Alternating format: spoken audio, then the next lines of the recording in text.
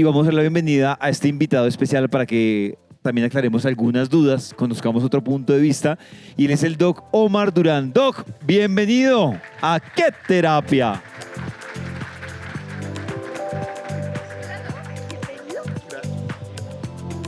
¿Sigue? ¿Estás en tu casa? Bueno, Doc, usted ha estado muy pendiente de todo lo que hemos estado hablando desde tempranito, de historias que muchos han decidido compartir, que han contado incluso más de lo que esperábamos y eso me parece súper bonito.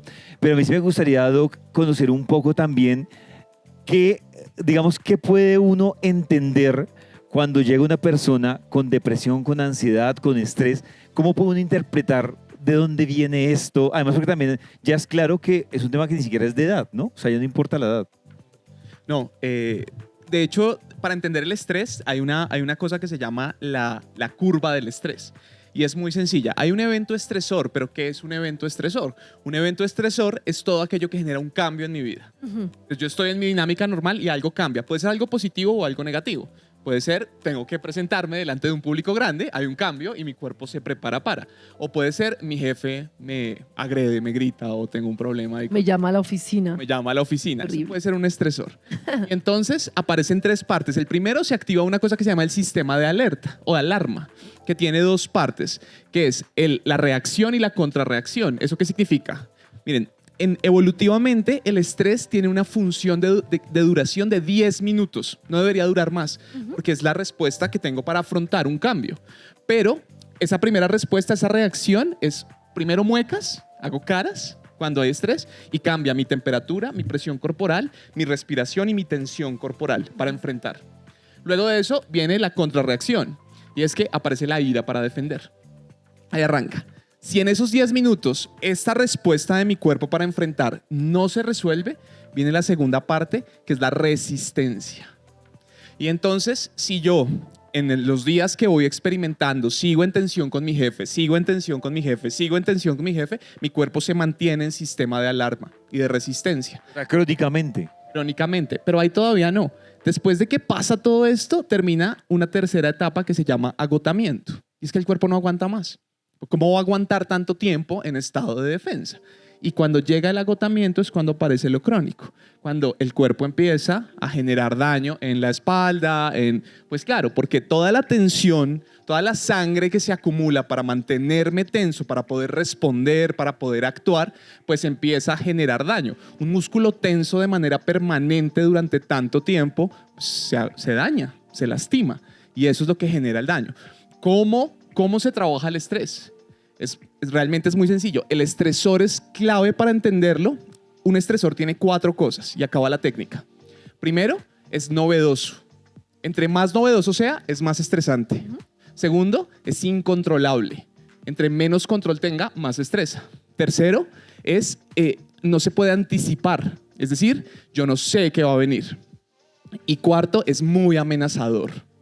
Amenaza tanto que genera malestar. Entonces, la primera clave para trabajar el estrés es esto que me está generando. Mi jefe no me saludó esta mañana.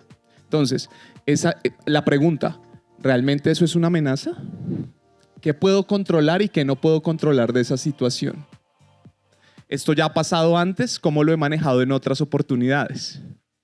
Y esto realmente es algo significativo para que cambie mi rutina. Y solamente esta racionalización del evento me genera la posibilidad de reenfocar mi atención y de hacerme cargo de lo que me puedo hacer cargo. ¿Y qué pasa? Como yo ya tengo la posibilidad de entender la situación, desactivo el estímulo estresor porque ya no se cumplen esas 4 condiciones y puedo desactivar mi estado de alarma, que es el que me tiene tenso.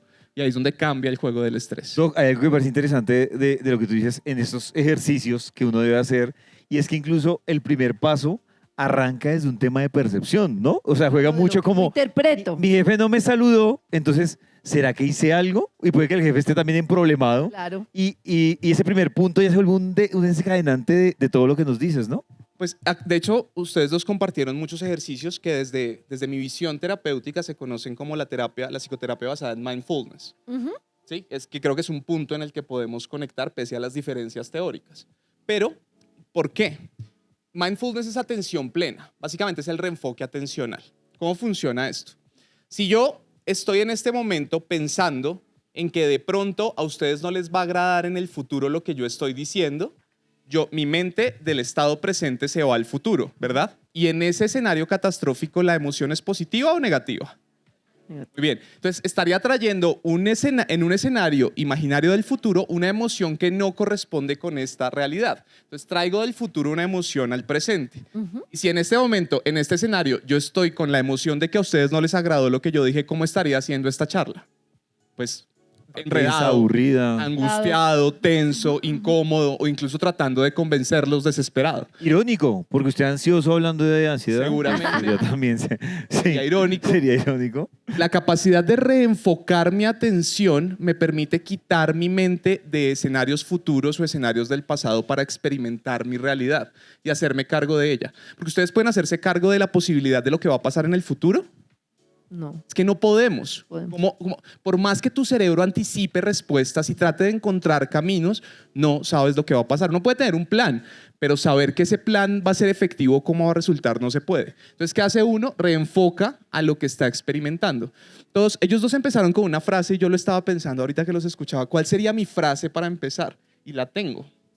Al final, el bienestar emocional significa seguir siendo nosotros mismos, seguir decidiendo a pesar de experimentar sensaciones desagradables o pensamientos desagradables.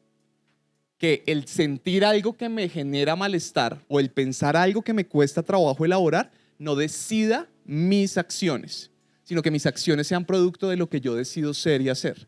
Si logramos distanciarnos de esos dos, eso es un proceso terapéutico exitoso, porque en todos los ejemplos que conversamos hace un rato, al final eran escenarios de malestar que tomaban el control de una u otra forma. Mi ira me lleva a agredir, mi ansiedad me lleva a bloquearme, mi depresión me lleva a meterme debajo de las cobijas y a no salir de ahí. Si yo logro permitir que ellos tomen el control, perdí. Pero si a pesar de sentir y experimentar emociones desagradables, yo puedo mantenerme enrutado en aquello que quiero ser, en mi versión, eso al final es bienestar emocional. Seguir decidiendo. Pero es que, y ahí tú lo decías también, y conecto mucho con lo que tú decías ahorita esta mañana, realmente el problema, ¿cuál es? Estamos tan enseñados respecto de que la felicidad es la ausencia de sufrimiento, que aprendimos a escapar del sufrimiento y de las emociones negativas, pero a toda costa. Incomodidad. Acá mismo en este escenario, en este momento, ¿cuántos están mirando el celular mientras yo hablo porque sintieron incomodidad y el celular es la respuesta para poder gestionar eso que les incomoda? Porque aprendemos a luchar y a tratar de controlar las emociones, pero ¿cuántas veces le damos amplitud a la emoción para experimentarla así sea muy desagradable? ¿Esto supone que nos expongamos al peligro? No, de ninguna manera. Si un perro me está persiguiendo, yo no voy a decir, Omar dijo que nos quedáramos quietos y que me muerda. Claro, ahí sí hay un peligro. Viene. Claro que no, pero el juego está, el peligro es la clave, Karencita. Si no hay peligro real, experimentar la emoción, pero es que este discurso no es muy vendedor. Porque es decir, sí, usted está muy molesto porque su jefe no lo dejó hablar en la reunión. ¿Y usted qué va a hacer? ¿Va a hacer algo con eso? ¿O simplemente pues tengo esta emoción, bueno, me sirve para nada en este momento porque ¿para qué hago con eso? ¿Le peleo a mi jefe? ¿Pongo bravo con él? O más bien simplemente la experimento y me pregunto qué quiero hacer. Pues nada, en la próxima reunión, pues digo lo que tengo que decir y me ocupo de hacerlo en el tiempo que tengo para hacerlo muy bien. Y en ese juego es en donde está el cambio. Porque si es nuestra emoción la que nos dirige, uno termina siendo irónico, sarcástico, lastimando, agrediendo, poco asertivo. Toda la conducta compulsiva aparece para tomar el control. Y es que las compulsiones son muy útiles para calmarlo a uno. Mirar el celular, quedarse en redes sociales, mirar streaming, películas, simplemente ocuparse de otras cosas, distraerse de la realidad. No tener una conversación difícil porque prefiero simplemente no mirar a mi esposa y poner el partido de fútbol. Es muy fácil la compulsión para mantenerlo, pero ¿eso qué nos hace? Débiles para poder tolerar las emociones. Es como ir al gimnasio al final del día. El poder persistir en la experimentación de aquello que me cuesta trabajo me deja relacionarme mejor con él, porque la emoción al final no se controla, se acompaña. Y eso sí genera un cambio completo. Bueno, pero ya dije. Doc, pero me llama mucho la atención lo que tú dices y quisiera ahondar en este tema de la incomodidad. Porque nosotros, cuando el camino conocido casi no nos genera incomodidad y es el camino que no nos lleva a buen término. Entonces, si por ejemplo, lo que hablaba Pollo en algún momento de no sé cómo decir no. Entonces me piden favores yo en realidad es algo que no me corresponde, pero prefiero decir sí porque estoy tan acostumbrada que es una compulsión. Y decirle a una persona, mira, es que quiero que hagas esto y poderle decir, mira, no lo voy a hacer por esto. Claro, soy una mala persona, la incomodidad hasta el cuerpo y de todo, pero atravesando esa incomodidad es cuando yo tengo la libertad de, en realidad, tomar un camino diferente al que tomo siempre. Sí, pero es que acá hay otra cosa.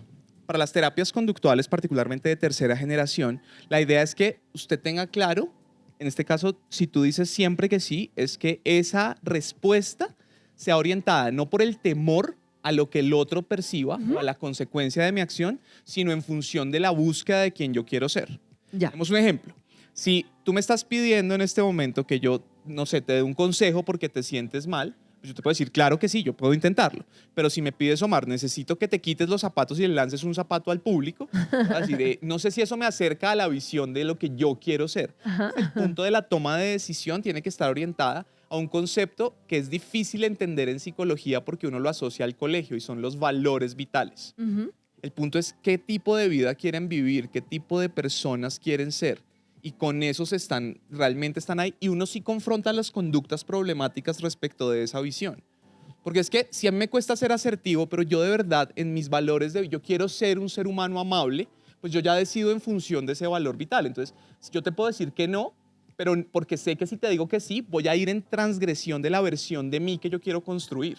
Claro. Y la versión de mí es amable y tú me estás pidiendo que vaya y le pegue a alguien. Claro. Pues claramente no puedo porque me aleja. Entonces, el no es por el miedo a que ya no te agrade a ti, sino el no es porque no me acerca a la persona que no quiero ser. Y entender cuando actuamos desde el miedo, cuando actuamos desde la emoción negativa o por quitarnos el malestar, ese es el juego que hay que aprender a ser consciente. David, que era lo que tú decías. Sí, no, Omar, sí me llama la atención en un tema que habla del estrés, pero que yo lo llevo un poco a la sensación que se genera desde la depresión o desde la ansiedad, y es la culpa. O sea, es decir, es el sentido, estoy deprimido, lo sé, no sé cómo salir de ahí o me cuesta salir de ahí, pero además me siento culpable. Estoy con ansiedad, pero me siento culpable el no poder controlarla y desde ahí todos los escenarios de la culpa en cualquiera de los tres estados. Claro, lo que pasa es que eso tiene que ver con que el cerebro busca respuestas. Hay una cosa que se llama, en la ecuación del estrés, empecemos por ahí, está el estresor que ya entendimos, está la neurocepción, y es que el cerebro quiere todo el tiempo evaluar peligro. Él evalúa peligro porque esa es su función adaptativa. Y está el estrés propiamente. Entonces, el estresor más la neurocepción genera estrés. Entonces, vamos a lo que tú dices. Si yo en la neurocepción, en la evaluación del estrés, como estoy evaluando, no encuentro la fuente de lo que me está generando malestar, necesito encontrar, el cerebro necesita una respuesta porque él sirve para eso. Y adivinen cuál es la respuesta que aparece. La culpa. Entonces, si en el ambiente no encuentro que está mal, que hoy también lo mencionaban ustedes, no sé qué es lo que no está funcionando, pues el problema soy yo. Y entonces aparecen tres problemas ahí. Que uno se autoexcluye, uno se autocritica y uno empieza a rumiar. Porque claro, porque el cerebro necesita entender por qué está tan mal, porque estoy tan mal. Soy yo, entonces me alejo. Y me alejo y sigo pensando en por qué soy yo. Y ahí está la base de la ansiedad y de la depresión especialmente, desde la terapia basada en la compasión. Y esa lógica nos aleja. Además, la mente tiene este vicio que es perverso, que la mente siempre quiere preocuparse, siempre quiere sobrepensar y siempre está anticipando. Por eso tratar de regresar, por eso la meditación, por eso la conciencia plena, le enseñan a uno. Al final los ejercicios de meditación lo que nos enseñan es reenfoque atencional. Aprende a dejar de pensar, de prestarle atención a sus pensamientos y vuelva a lo que está experimentando. En mi enfoque se llama función directa y función simbólica. Es apague el cerebro, salga de su mente y entre en su vida. Claro. Deje de experimentar su vida en su imaginación y regrese a lo que puede hacer en este momento. Y ahí es donde aparecen los ejercicios de aceptación, David. Omar, por ejemplo, en ese caso que tú dices, y hay un camino que yo quiero llevarlo a la práctica porque la gente dice, listo, entiendo la teoría, pero hay una palabra que yo creo que entra en reversa para las personas que sufren de depresión, y es el tema de mire el lado positivo, o sea, positivo. Y en el caso de los de la ansiedad es, pero cálmese. Cálmese. Eso lo llamamos los psicólogos invalidación emocional, ¿Sí? que lo hemos hablado un montón. Vamos a la práctica. Entonces, ¿Por qué aparece la depresión? También lo explicaron esta mañana. Aparece por distintas condiciones. Pueden haber eventos internos o externos, pérdidas, diferencias de poder, relaciones que no funcionan. Hay 1000 eventos que desatan el estado de ánimo bajo con las demás condiciones que ya hoy conversamos. ¿Qué pasa? El juego en la depresión es precisamente trabajar desde esos 3 niveles que los dije. El primero, la autocompasión, acabar con la crítica. ¿Y cómo uno es autocompasivo? La técnica es muy sencilla. Háblese como si usted fuera su mejor amigo. Y el mejor amigo a uno no le dice, cálmese, no pasa nada. El mejor amigo a uno le dice, entiendo que te sientes mal. Debe ser difícil. ¿Cómo te puedo ayudar? Pero que ese discurso no venga de afuera, pues un buen mejor amigo, ¿no? No sé ustedes qué amigos tengan. Uno esperaría que, bueno, de pronto otros sí, ay, no moleste, caminos, tomamos una... No sé. Hay tipos de amigos. Pero hablarse con compasión sí es clave para el primer paso para salir de ahí. Lo segundo es el autoaislamiento. Necesitamos vínculos en depresión. Entonces, toda la gente que dice, me alejo de, porque es que yo recuerdo que tenía una paciente que se le murió la mamá. Me decía, Omar, es que no. Y yo le dije, la obligo. Era medio amiga, entonces le podía decir eso. Si una paciente normal le diría eso. Pues le dije, la obligo a que vaya con sus amigos y salga. Me dice, pero ¿y si estoy haciendo mala cara? Pues dígales. Perdónenme si estoy haciendo mala cara, no es con ustedes. ¿De verdad? Claro. Y entonces ella hacía en serio, hágame caso, vaya. Y no importa, quédese haciendo mala cara toda la noche, no importa. Sí. Tómese su cerveza, su café, lo que usted quiera. Llegó al fin de semana después, me dijo, sí, claro, toda la razón. Claro. Que el vínculo y la conexión son el segundo paso. Acuérdense que en los mecanismos de respuesta está el congelamiento, que ya conocemos y también lo hablamos, huida, escape y agresión, y el grito de ayuda. Y el grito de ayuda implica vínculo. Ya tenemos 2 de 3. Vínculo y autocompasión. Y el tercero, que implica activación conductual. Uno de los principios, tú lo decías hoy, de la depresión es que perdemos interés en aquello que nos generaba interés. Y el error que cometemos es esperar a volver a sentir interés para volver a hacer las cosas que nos daban interés. No pasa. Uno no puede estar motivado para empezar a hacer cosas. No tiene que hacer cosas para motivarse, porque el cuerpo... Es decir, la psicología es simple. La conducta se mantiene a partir de recompensas positivas. Entonces usted hace cosas, recibe recompensa y esa asociación que se genera empieza a gestar el anhelo de más recompensa. Y a eso llamamos motivación. Cambia el juego completamente. Entonces ahí la tarea, ¿cuál es? ¿Qué le generaba placer antes, que ya no le genera placer? Y cómo reactiva de manera paulatina en distintas áreas su vida para llegar allá. Entonces ahí es donde los psicólogos decimos actividades de placer, actividades de dominio, actividades que tengan que ver con el crecimiento, con la educación, actividades que tengan que ver con el servicio hacia los demás, actividades que tengan que ver con el cuidado físico, y el aumento progresivo en esas actividades, nos devuelve motivación. Si ya cambiamos la autocrítica, ya generamos el vínculo y generamos activación conductual, adivinen qué pasa con la depresión. Mejor. Ay, yo quería decir una cosa muy bonita, lo que tú dices, Doc, de la autocompasión, es cómo educar esa voz interior, que es todo un trabajo, porque la voz interior muchas veces está ligada a la voz de la mamá o la voz que teníamos en nuestra infancia. Entonces, si la voz era, lo estás haciendo mal, es que tienes que hacer esto, es que todo está mal, es que se nos queda eso y nosotros mismos nos tratamos así y toca reeducar esa voz. Claro, así mismo está la mamá, que esto se presenta también mucho y me imagino que tú lo has visto, que eres perfecto, eres lo máximo, eres perfecto, todo lo que haces está bien, eres mi niño hermoso, y sale esa persona al mundo y se estrella porque su relacionamiento Porque no es el niño hermoso. Sí, pues porque no es perfecto, ¿no? Pero entonces es como reeducar esa voz con compasión para tratarme, digamos, de forma muy amorosa y también muy, sí, pero de forma amorosa, que tampoco sea como, sí, está bien, hoy tampoco te pares atrás, hoy tampoco hagas ejercicio, eres lo máximo, pero tampoco este maltrato que estamos tan acostumbrados a darnos. Yo ahí voy a salir en defensa de la psicología positiva porque creo que ha habido es que hay un malentendido. Yo no soy psicólogo positivista, pero hay un malentendido muy grande con el asunto. Les voy a enseñar con un ejemplo y de paso una técnica para que se lleven hoy. La cosa es que hay un niño que está esperando a que su mamá lo recoja del colegio, pero viene tarde. Y entonces tiene un pensamiento negativo y es, me abandonaron, se murieron, ya no van a venir por mí, me odian. Eso fue porque ayer no hice la tarea y le dije ya. Y entonces está el pensamiento. Evidentemente eso se acompaña de una emoción desagradable, porque hay un juicio. Esa emoción será tristeza, angustia, lo que aprendimos hoy. Luego vendrá de un comportamiento, ya una muestra conductual de eso, que será llorar, pedir, llamar. Bueno, si cambiáramos el pensamiento negativo por un pensamiento positivo, sería el pensamiento positivo, se demoraron porque me traen un ponqué y me traen un Batman nuevo. No, se demoraron. ¿Por qué? Hay un... Trancón. Gracias. ¿El trancón es algo bueno? No. Entonces, ¿por qué es un pensamiento positivo si el trancón no es algo bueno? Porque es real. Conmigo, porque es... Real. Claro que sí, el pensamiento positivo es real. El punto es aprender a aterrizarme a la realidad. Entonces, si uno le dice al niño hay trancón, pues el niño no dice, pues hay trancón, ¿qué hago con eso? O sea, igual que pereza, pero me puedo ir a jugar con un balón mientras llegan. Ahora, es mejor que el papá esté en un trancón y no que lo haya abandonado a uno. Seguro, Pues, seguro. claro. Ahora, y entonces me van a decir, bueno, y si se estrellaron y se murieron, pero es que eso ya no corresponde a ese momento, sino eso corresponde a una situación de otro momento. Pero lo que no vale es que mi mente experimente una situación que sea catastrófica Claro. cuando no lo es. Claro. Y esa es nuestro diario vivir. Nuestra realidad. Y ahí es donde caemos. Entonces, ¿cuál es la técnica? Se llama el triángulo de la personalidad.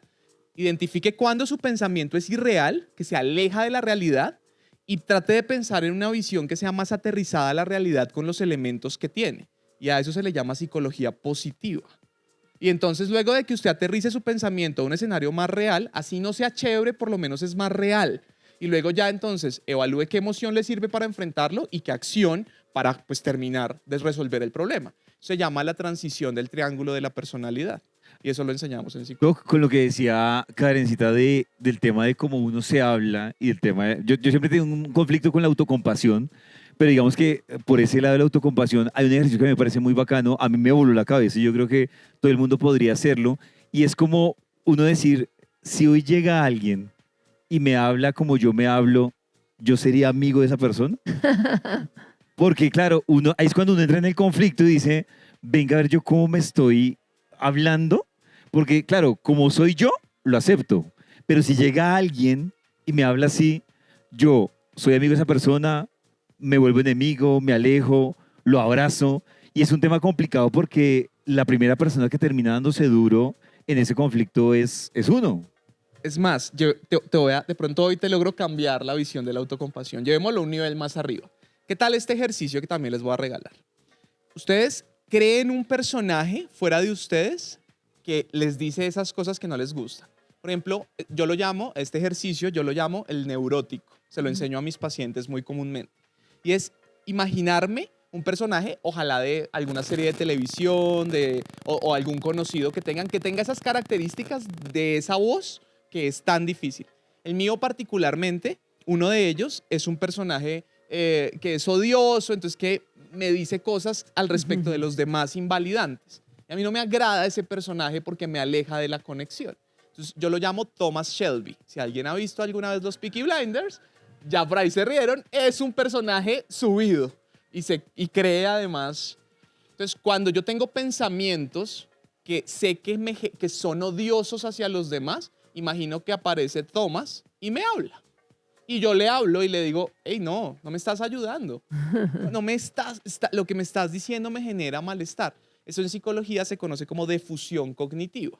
Es aprender a alejarme de los pensamientos para entender que no son verdades. Claro. Y a veces lo que yo pienso no significa que esté pasando y que de una misma situación hay 10 formas de verlo. Y cuando yo logro alejarme un poquito del pensamiento, pues ya puedo manejar la situación de una manera distinta. Porque si me quedo rumiando, ahí es donde aparece la necesidad de entender, luego otra vez la culpa y luego otra vez la necesidad de autocompasión y volvemos otra vez al mismo ciclo que explicamos hace un minuto y perdemos. Entonces, uno construir. Y le sumé otra cosita a la técnica gracias a mi esposa, que también es psicóloga, que está acá, bellísima, que amo profundamente, y me dijo lo siguiente. Sí, ahí está, divina.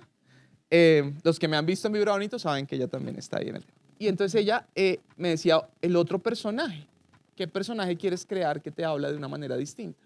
El mío es Hey Arnold. Gracias por hacer, varios de acá ya lo vieron. ¿Por qué? Porque es un tipo sereno, tranquilo, ecuánime, no se dice espere un segundo, miremoslo bien, hagámoslo diferente. Entonces yo lo llamo y le digo, venga, deme una voz distinta. Y al final no es que esté loco viendo personajes, no es que esté perdido de la realidad, no es que tenga una esquizofrenia. ¿Y a quién invitamos? Sí. Y si alguien lo vive y cree que o sea, si alguien avise. Vamos al psiquiatra. No, pero lo que sí hay que hacer ahí es entender que son solo pensamientos y que yo puedo traer también otros pensamientos, porque los pensamientos también son una forma de conducta que yo puedo evocar. ¿Por qué no? Y desde ahí uno puede también traer otros. ¿Para qué? Para evaluar si lo que estoy pensando realmente me sirve para el contexto que tengo enfrente o si realmente no me está ayudando. Y ahí aparece la compasión.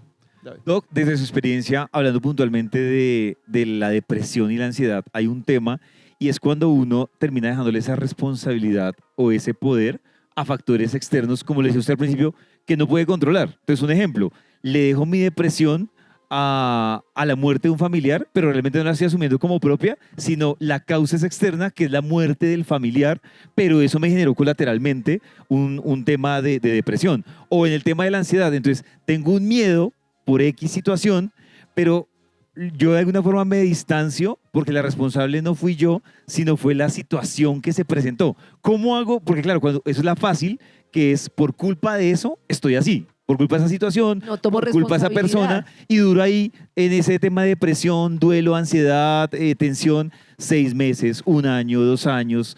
¿Cómo tomo yo esa película Yo desde quería su decir, perspectiva? perdón, antes para terminar la pregunta, Doc, que me parece muy interesante este tema de que parece fácil, pero a la larga es muy difícil porque es fácil, porque es cómodo, porque no me hago cargo, pero a la larga tampoco puedes hacer nada al respecto, porque si el culpable fue este que me hizo lo que pasó afuera, pues yo no puedo hacer nada. Entonces es fácil, pero a la larga te deja en un callejón sin salida.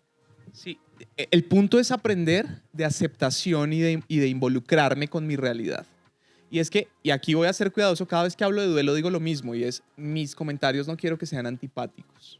Porque mucha gente que puede tener un duelo profundo me va a decir, claro, pues usted no sabe lo que yo perdí, ni lo que yo siento cuando lo perdí. Pero, ¿qué significa? Muchas veces el duelo, como dicen, como explicaban ustedes, implica el hecho de que la pérdida sea el argumento para que yo deje de hacer cosas que eran valiosas para mí. Y es que sí funciona. No, es que yo ya no puedo vincularme con, ya no puedo tener otra pareja, porque es que él era mi pareja. Claro, porque es que es incómodo volver a salir con gente, es incómodo conocer, es incómodo hacer, es incómodo reconstruir la vida. O no, yo ya no puedo después de eso tomar café con nadie más, porque es que mi café era con mi hijita y se me murió. No, yo ya no puedo volver a... Y eso se vuelve una excusa para evitar experimentar aquello que yo quiero. Porque además hay otro temor que creo que no mencionaste, no sé si lo mencionaste, y es que si reinicio mi vida, significa que ya voy a perder completamente a esta persona. Y ese sí es el temor más grande. Ujú. Lo desafortunado es que la terapia, ¿qué es? Aceptación radical. ¿Qué cosas este duelo me está llevando a evitar? ¿Y cómo puedo dejar de evitarlas? ¿Y por qué eso que evito además es importante para mí y debo reenfocarme en hacerlo, pese a que eso haga que deje de pensar en quién murió o en quién dejé? Y eso suena fácil, pero es eso. Hay una técnica que se llama la balanza de la mente y es hacerse la pregunta, ¿qué es lo que me cuesta aceptar de esta realidad y esta no aceptación qué me obliga a hacer? Que no tome café con nadie más, que ya no salga con mis amigos, que ya no tenga rutinas para mí de autocuidado, que no pueda cambiar la decoración de mi casa porque ahí está la foto de mi hija que se murió. Todo aquello que es valioso para mí ya dejo de hacerlo. Y toda esa lista de cosas de negación empiezo a cambiarlas progresivamente para hacer la transición comportamental de la negación a la aceptación. Eventualmente voy a pensar, además esto sí lo quiero decir, no se trata de pensar menos al ser querido, se trata de pensarlo diferente, de resignificar su pérdida como un motor para impulsar mi propia vida y felicidad y que sume a mi proyecto de vida. Esa es la idea de un duelo bien elaborado. Esa parte que dice es difícil, ¿no? O sea, en la práctica, llegar a ese nivel se puede demorar uno muchísimo tiempo. Puede demorar uno, pero cuando lo también se convierte como lo que tú dices, ¿no? En un motor. Yo tengo como una sensación que yo viví durante mi experiencia cuando estaba muy mal anímicamente y me reconfortaba mucho sentir, ahora la otra, la energía de mi abuela. Era muy fuerte para mí sentir que ella estaba conmigo y todavía lo siento de mil maneras, que pues no lo sé explicar si me lo piden acá, pero sentía como una energía de que ella estaba a mi lado y reconstruirlo así fue muy bonito porque siempre digo que gracias a ella he podido como transitar muchos caminos complejos. Ahora que lo mencionas, yo tenía una chica paciente, ya es grande, ya está creo que estudiando, bueno, está ya grandota. Y entonces recuerdo que perdió a la abuela y me decía, es que yo no puedo aceptar que yo la traté mal antes de que se fuera. Me duele mucho. Entonces yo le decía, vamos, tienes que ir a la tumba, al cementerio. Quiero que te sientes con ella y que escribas todas las lecciones que ella te dejó. Entonces me decía, no, no puedo. Yo justamente ese es el ejercicio. Pero es que me siento, yo sé, y vamos a transitar esas experiencias negativas. Las técnicas que uno enseña en psicología de regulación emocional no son para controlar las emociones, son para llevarlas a un punto en donde sean tolerables. Es completamente distinto. Y entonces experimenta esta chica, se sienta, escribe, y luego la tarea era convertir esas lecciones de vida, pues rutinas que la acercaran a eso que su abuela le dejó. Y así pudo ir a visitarla y contarle cómo iba transitando su vida y se acercó a la pérdida de su abuela. Y superó la idea de que la lastimó, porque ya luego entendió, y esto es verdad, las mamás no tienen memoria. Eso dicen las... Pero es verdad. Sí. Una mamá que diga acá, sí, yo tengo rencor con mi... No, Sí, no. papás tampoco, ¿no? Claro. Doc, Por si hay papás. hay un tema que me interesa muchísimo porque usted tiene una especialidad que va enfocada hacia los niños. Sí. Entonces, de aquí de los que nos están acompañando el día de hoy, me pasa una pregunta que tiene que ver, dice, si una niña se come las uñas y aprieta los puños cuando tiene problemas en el colegio, ¿qué debo hacer como padre, como madre? Bueno, en psicología eso se conoce como onicofagia, ¿no? Nos comemos las uñas. Normalmente es un trastorno asociado a la ansiedad y hemos aprendido un montón de eso. Entonces, las técnicas para la onicofagia son varias. Lo primero, como muy bien lo mencionó David, es hacer conciencia de cuando aparece el comportamiento, porque ese comportamiento normalmente se mete en la red neuronal por defecto y uno no se da cuenta que está ahí. Claro. Muchos de acá seguramente les pasa que, uy, y no se dan cuenta. Para generar esa conciencia, ¿qué les decimos a los papás? Que les pongan tirillas de los post-it, ¿sí saben? Los que son como plásticos en los dedos para que cuando se acerque sientan que viene la mano y sean conscientes de. Entonces le hacemos garritas. Las garritas generan conciencia. Y luego de que generamos garritas necesitamos hacer un contracondicionamiento. ¿Qué es eso? Es darle una opción alternativa pero funcional para regular la ansiedad. Y ahí les voy a regalar otra técnica. Es muy sencilla realmente. Un dulce ácido, Big Vaporub y un suspiro fisiológico. Además, a los niños les encanta, les encanta.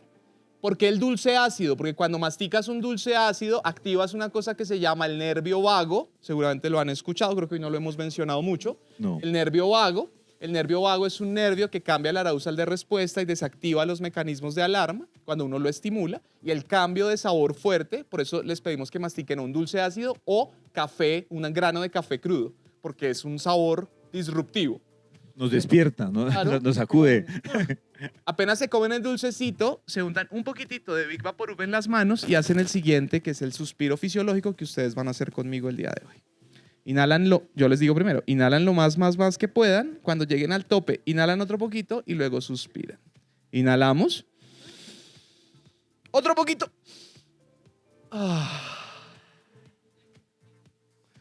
Es una técnica simple, pero empíricamente muy validada, que ha demostrado su efecto. Entonces, si mezclamos la disrupción del sabor con el nervio vago, el Big Vaporub, que abre todas las vías respiratorias, y el suspiro fisiológico, que hace refrigeración en el cerebro, pues la niña va a tener el mismo efecto o aún mayor de calma que comerse las uñas. Y adivinen qué va a pasar con la comida de las uñas. Pues no es necesaria. Entonces ya cambiamos la función y le damos una herramienta alternativa para gestionar. Voy a leer literal esta pregunta como viene porque me parece interesante y debatible. Dice, ¿cómo encontrar el equilibrio entre ser autocompasivo y no ser, entre comillas, mediocre o conformista? Es una gran pregunta. No, sí. me encanta. Es Quien una la hizo gran tiene carita pregunta. feliz. Es que la autocompasión no implica que no haya exigencia. Yo enseño, hablemos de los autos, que creo que hoy tampoco lo mencionamos mucho. Autoestima, autoeficacia, autonomía y autopercepción. Vamos a la autoeficacia. Yo les enseño a mis hijos a ser autoeficaces, pero ¿cómo lo hago? Lo primero que digo es, mira a un deportista de alto rendimiento. ¿Cómo es su diálogo interno? Vuela alto, tú puedes. Te has preparado toda la vida para esto. Esto no va a ser un reto para ti. Vas a lograrlo, vas a dar lo mejor de ti. ¿Estoy siendo de alguna manera mediocre con lo que me estoy diciendo? Pero estoy diciendo algo que no es verdad. El realismo es lo que cambia el tema. Es hacia uno mismo. Omar, yo sé que la estás pasando mal. Sé que no te salió el proyecto. Sé que las cosas no están como querías. Pero toda la vida te has esforzado por salir adelante. Y esto solo va a ser un bache más del que vas a poder salir. Levántate, reorganiza tu proyecto, empieza uno nuevo y ve paso a paso. Tú puedes, tú lo has hecho antes, lo puedes hacer ahora. Esta no es la primera vez. ¿Estoy diciendo algo que no sea real? Pero tampoco estoy diciendo tranquilo, tú eres maravilloso, increíble. La Claro. mezcla entre Rambo y Winnie Pooh, todos te van a amar. Doc, y perdóname que me parece hay una cosa muy importante con lo que tú dices que decíamos de la voz interna y es eso mismo creo yo que debe aplicar con los niños, que es, no le digo ni es que eres lo peor, de cómo se te ocurre, no sé qué, pero tampoco le digo es que eres Messi, no sé qué, y el niño va y se da cuenta pues que no es Messi, sino digamos una realidad tal cual como le hablaría uno al niño amorosamente. Lo estás intentando, no sé qué, que la realidad. Sí, hay un libro que se llama Disciplina Inteligente de Vidal Schmil. Yo lo digo mucho en los talleres de padres, esto es buenísimo. Hicieron un experimento en México, vale, cuidado. Entonces cogieron a 2 grupos, les hicieron pruebas de matemáticas, miraron los resultados y a un grupo le dijeron, ustedes son los más inteligentes, son increíbles, los mejores en matemáticas. Y al otro le dijeron, no les fue tan bien, pero notamos por las pruebas que fueron los que más se esforzaron. Incluso tuvieron peores pruebas que el otro grupo, pero se esforzaron más que los otros. Y luego les dijeron, vamos a hacer otra medición, pero la medición es de una escala más difícil. ¿Quiénes quieren participar? A los que les dijeron que eran muy inteligentes, dijeron, no, queremos la misma prueba.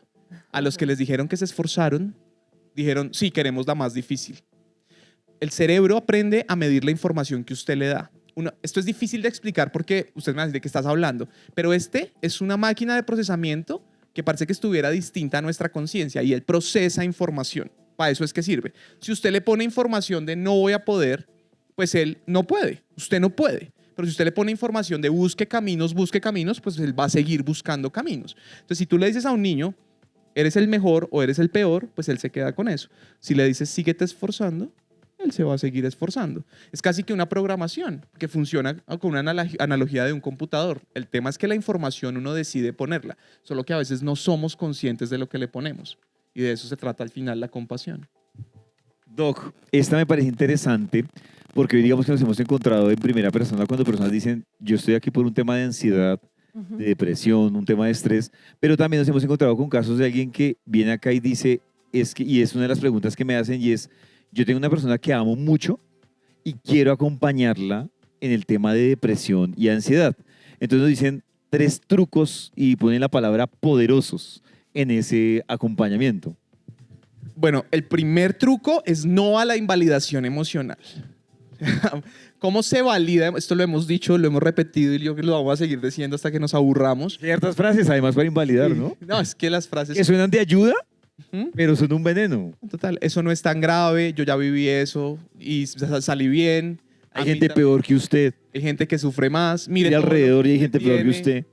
Claro, todo eso es muy difícil. Entonces, lo primero es nada de esas frases. La frase es muy sencilla. Bueno, hay 5 preguntas. Yo por ahí también hice con mi hija un video de eso y es muy sencillo. Es, ¿qué necesitas? ¿Cómo te puedo ayudar? ¿Quieres hablar de ese tema? ¿Quieres hablar de otra cosa?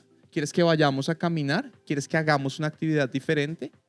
¿Quieres que te dé un abrazo? ¿Qué necesitas de mí? Pónganle la responsabilidad al otro, diga, ¿qué necesita? No, que se quede ahí en silencio. Bueno, yo me quedo a su lado. Pero no es eso que usted siente o es que, porque eso duele mucho. Lo primero. Lo segundo, que es clave, si hay ansiedad o depresión, es no asumir que lo que el otro siente uno lo puede experimentar. Que también tiene que ver con la validación emocional, porque no es así. No es así. Piensen en el estado de ira más grande que ustedes han tenido, porque están muy bravos y que a una persona le dice, ay, sí, yo sé cómo te sientes tú. Es que no, porque usted está muy bravo. Si usted está tan bravo, uno no quiere que le digan a uno, no. Entonces, no asuman que lo que él experimenta el otro, usted lo puede experimentar, porque además los umbrales son distintos. Entonces, entender que son cosas reales, que uno en un estado de molestia, de dolor profundo, siente cosas y que el otro no las siente es clave. Y tercero, acompáñele a hacer los ejercicios, eso sí. Porque algo que sí es muy chévere es que la persona que está en crisis tiene herramientas. Entonces, usted le puede decir, hagámoslo juntos y enséñame. Y yo los hago contigo. Yo sé que yo no estoy sintiendo lo mismo.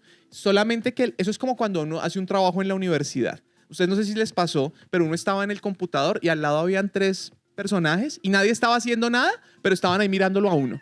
Y esa vaina a uno le da una... Pero si esos se van a dormir, ahí sí uno se molesta.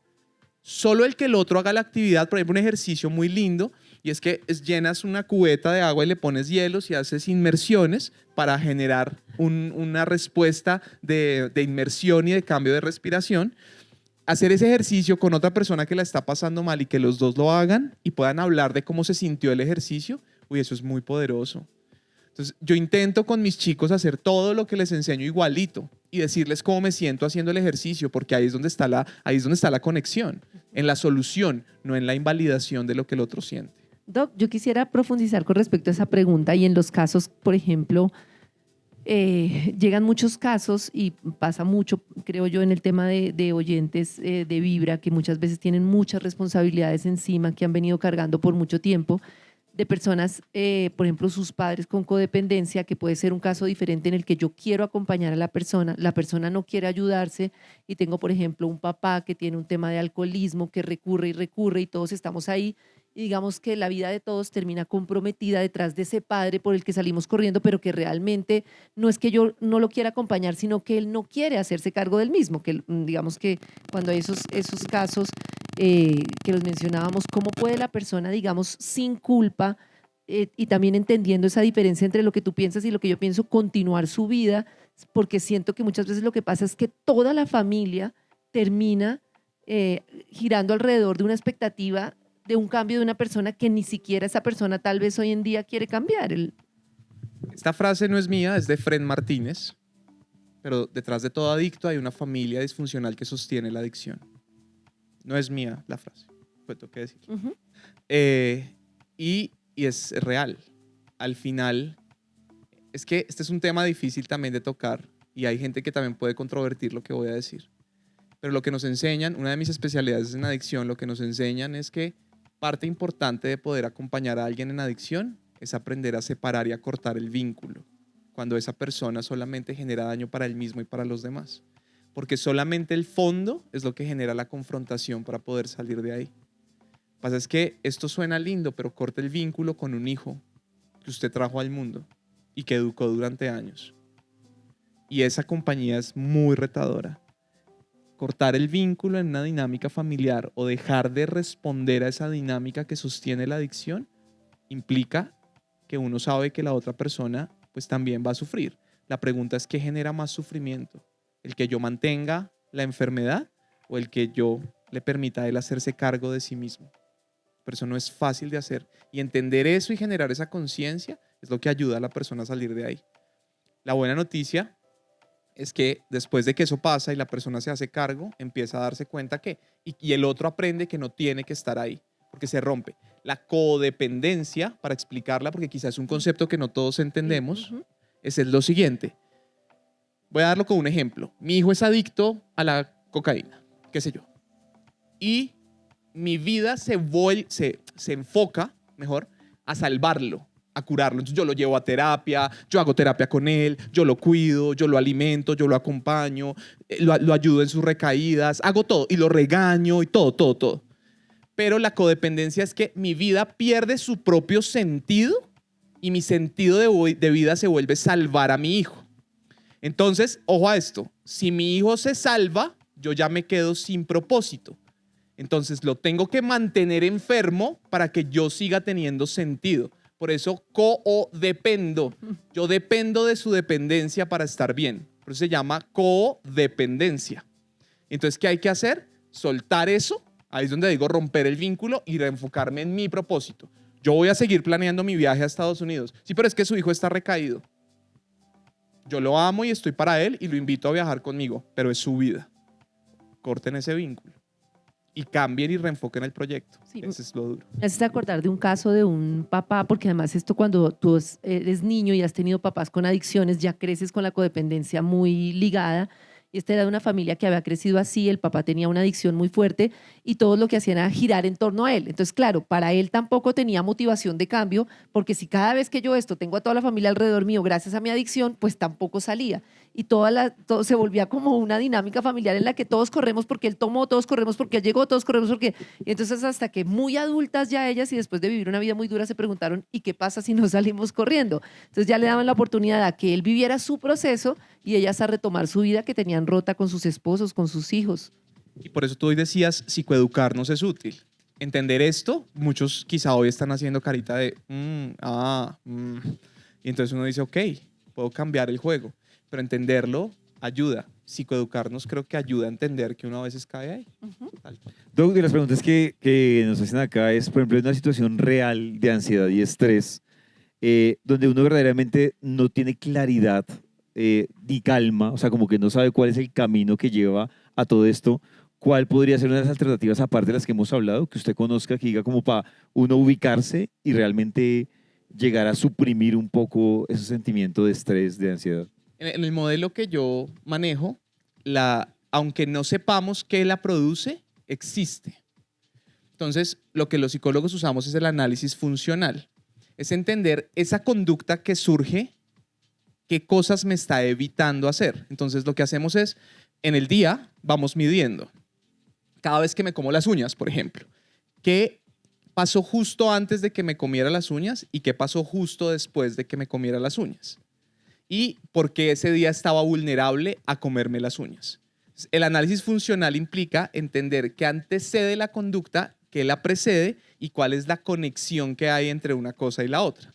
¿Para qué? Para poder empezar a entender las causas. Si en medio de ese análisis nos damos cuenta que mi jefe está en la mayoría de los análisis, pues uno dice, acá hay algo que está pasando. Claro. Y ahí es donde empiezo y ya luego llega esa sesión y te digo, ¿qué encontré? No, mi jefe apareció en 3 de los análisis.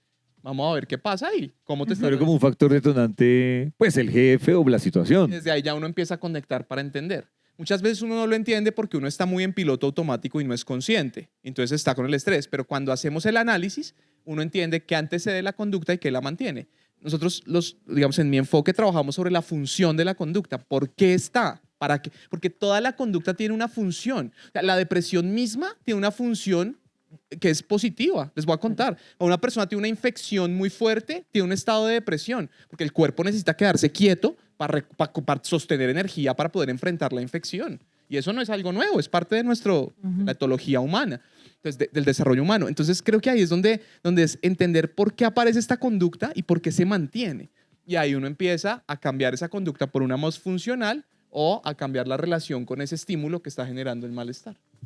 Doc, hablando, digamos que desde ese punto de vista ya en una realidad de temas como la ansiedad y como la depresión, yo creo que hay unos escenarios en los que la gente también queda un poco perdida y cuando Karencita habla de la forma de diferenciarlo es yo en qué caso sé que con esto no pude solo. O sea que sí, que muy chévere la tarea de yo sacar una hojita y eso, pero definitivamente no la logré. Porque hay gente, claro, que genera la resistencia, lo que decía el doc. Hay una que no está en el radar de muchos y es el de alzar la voz. Esa hasta ahora como que la estamos aprendiendo. ¿En qué momento uno dice, debo ser consciente, alzar la voz, porque ya la tarea de bloquear, evadir o confrontar no me funcionó para salir de ese estado? Hay 2 cosas que hay que tener. Primero, hay estados normales, hay una brecha normal que puede suceder. Es decir, todos acá tenemos días tristes, ¿sí o no? O sentimos ansiedad, estrés, o sea, todos acá. Eso sería extraño decir que no. Pero ojo a esto, intensidad, frecuencia, magnitud y latencia. Otra vez, intensidad, frecuencia, magnitud y latencia. ¿Qué tan intensa es la sensación? Porque no es lo mismo un mal día en donde no me salieron las cosas a sentir que me voy a morir o que me quiero morir todos los días y que la sensación de tristeza es no poder parar de llorar. Hay cosas distintas. Frecuencia, ¿cada cuánto me siento así? ¿Todos los días? ¿Una vez a la semana? ¿2 veces al mes? Latencia, ¿todo estímulo me lleva a este estado? ¿Sí? Me dicen, hoy te cambiaste el peinado, y nos ponemos a pasar. Sí, sí. Y, ¿cuál me falta? Intensidad, frecuencia, magnitud. Magnitud. ¿Qué tanto impacta tus áreas de ajuste? ¿Este estado dañó tu vida laboral, tu vida sexual, tu vida emocional, afectiva, académica, económica? Si todo esto se configura y todos estos puntos que estoy diciendo son muy altos, esto no se trata de una hojita, de una técnica de respiración, hay que ir a terapia, hay que buscar ayuda. Hay que buscar ayuda. No, Doc, yo te quería preguntar qué opinas en estos temas de las terapias que son de familia, que he tenido como buena referencia de personas que les funciona cuando hay muchas cosas que se están moviendo, a veces le dicen a uno, no, es que el niño tiene algo, pero pareciera que fuera de la dinámica familiar, cuando estas terapias son incluso con los abuelos, con estas terapias de familia, ¿cómo funcionan? Yo voy a ser muy honesto. Yo tuve la oportunidad de trabajar con terapeutas sistémicos mucho tiempo. Me parece que la terapia sistémica, que es la terapia de familia, es maravillosa en todo lo que tiene que ver con codependencia y adicciones. Ok. Porque depende de qué tanto mi familia tiene relación directa con lo que desata mi comportamiento. Ya. Y hacer conscientes todos los actores en cómo funciona el comportamiento de la persona hace que todos puedan empezar a cambiar. No es mi modelo, pero tengo que decirlo, en adicciones quizá la mejor, para mí, en mi humilde opinión, es la terapia sistémica. Ok, gracias. Doc, en la práctica, y digamos que ya para que la gente también lo entienda un poco, es en temas de ansiedad, de depresión, porque hemos hablado de técnicas para uno en un momento de crisis recurrir. Y es lo que más pregunta, que lo hablábamos el miércoles, que es, la gente no pregunta yo cómo supero el estado de depresión o de ansiedad, sino qué hago cuando me dé la crisis. O sea, no les interesa llegar al origen, sino a lo que les incomoda. Pero hoy terminamos hablando también de cómo uno llegar a la raíz del duelo, de la depresión, de la ansiedad. La pregunta es, ¿cómo sabe alguien? Porque Karencita también decía, hay mucha gente que recurre a los medicamentos, como entra en un estado ya más de equilibrio, se olvida de la terapia, se Ahí me olvida de quedo, todo, es la tengo mi típica. medicamento y punto. Pero ¿cómo sabe uno que ya, desde su conocimiento, que usted le puede decir al paciente ya pasó al otro lado? O sea, ya dejando el medicamento, el proceso que haya realizado de ansiedad, depresión, duelo, pasó al otro lado y ya se graduó, digamos que por este lado. Esta pregunta es bien clínica, entonces voy a intentar porque es bien clínica. La Dumis. Sí, sí, exacto. Yo hago una cosa que se llama análisis por procesos. Primero, los mantenedores, que es aquello que ustedes comentaban, que es toda esa historia que me hizo aprender lo que hoy sé. Mi papá que me abusó, mi situación de ruptura, todo eso que está en mi historia. Luego de eso, cómo a partir de eso yo aprendí ciertas respuestas, ¿cierto? Y esas respuestas se empezaron a mantener. Y entonces esas respuestas me afectan 3 medios. Primero, mi idea del yo, lo que me digo a mí mismo acerca de mi identidad y de quién soy yo. Entonces uno empieza con el paciente a ver cómo esta historia afecta tu identidad y quién tú eres. Segundo, cómo afecta mi motivación, mis valores. Y tercero, mis estados afectivos. Y cuarto, mis estados comportamentales. Y a partir de esto empiezo a hacer una mezcla y un análisis. ¿Cómo sabe el paciente que lo resolvió? Porque ya entiende que el que su papá haya sido agresivo no significa que él tenga que decirse a sí mismo que tiene que ser agresivo para poder ser exitoso, ni que tiene que trabajar fuerte con los demás.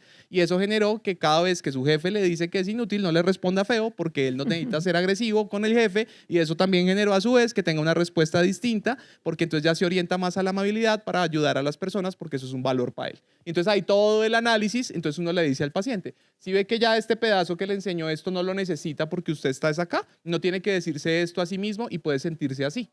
Intenté hacerlo, pero no sé si lo hice bien en mi analogía. Sí, Y así uno sabe, ya, cambié.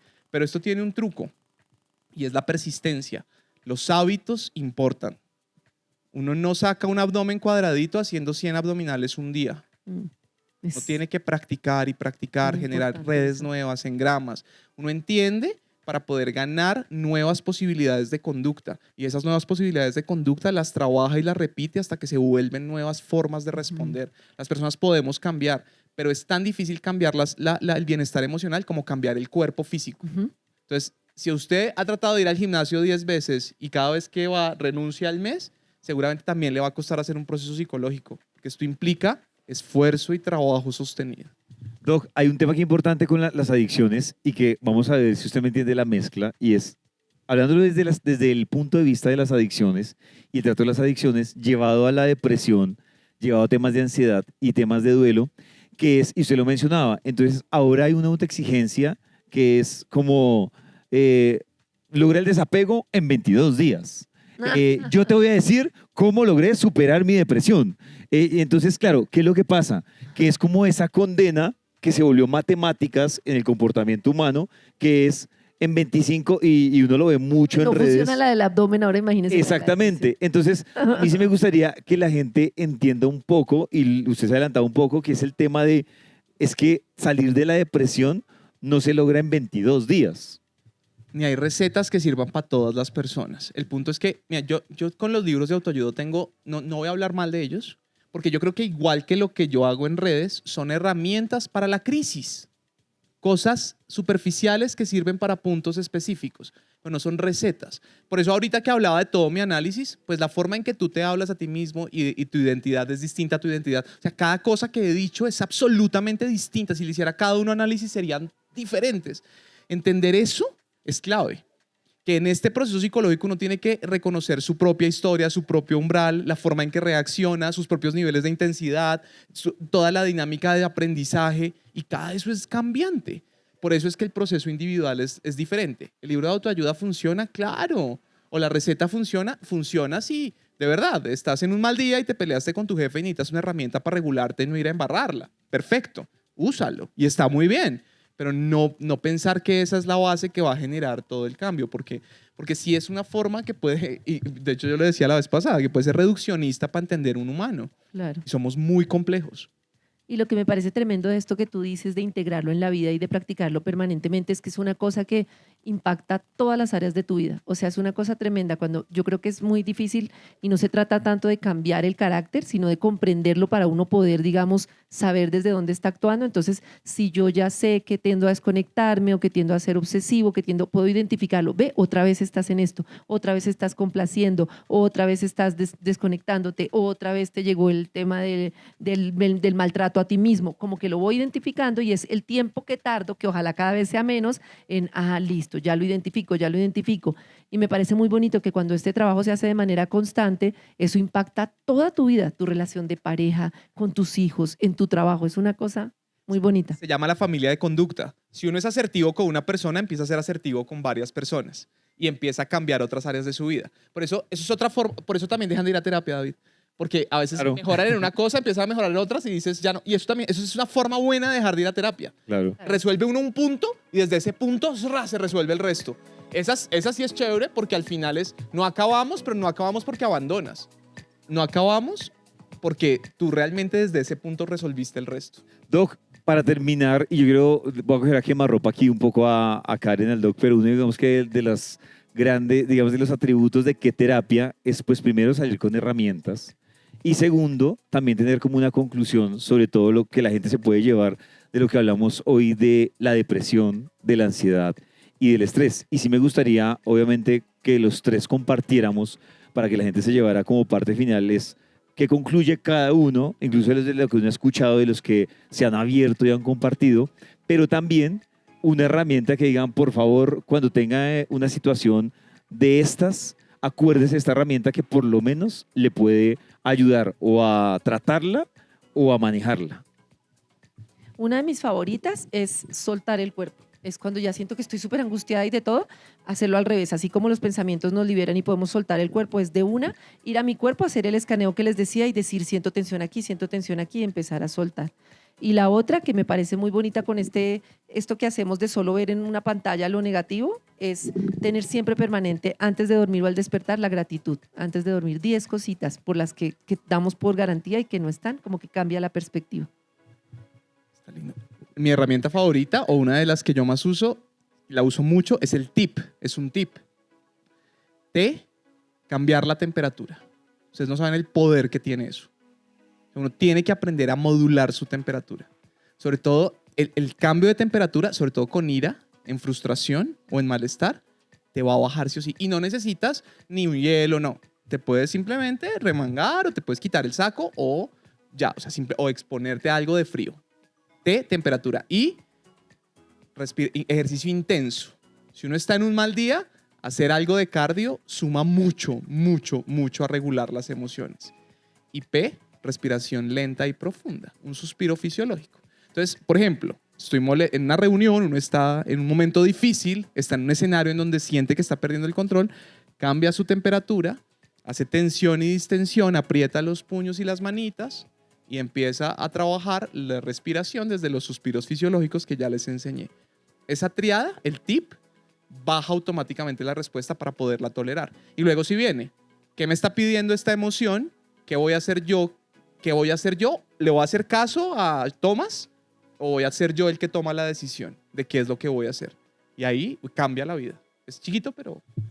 Yo para sumarle, hay dos que les quiero recomendar que se lleven y una que a mí, digamos que creo que me ha funcionado mucho.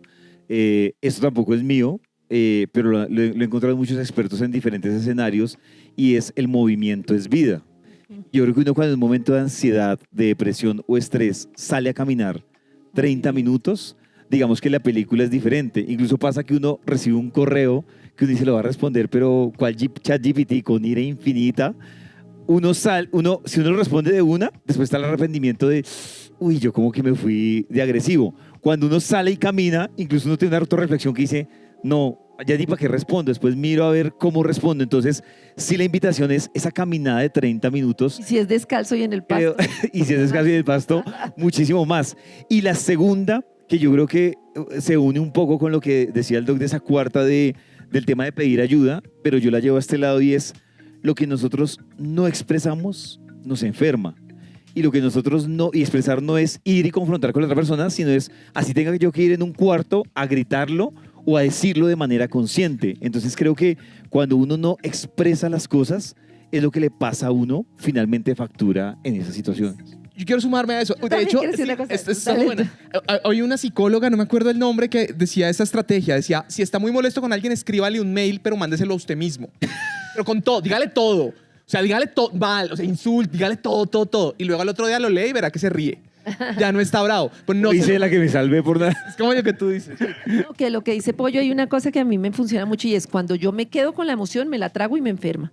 Cuando yo se la boto al otro, le boto el veneno al otro. Y hay como una tercera opción que es la proceso y ahí sí voy y me expreso. O sea, entiendo qué es lo que está pasando en mí y luego sí voy y lo expreso.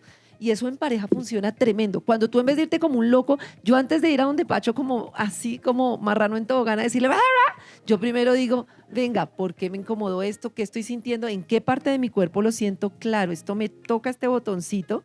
Y entonces ahí sí, listo. Entonces ya, y ahí sí le puedo expresar desde otro lugar el malestar.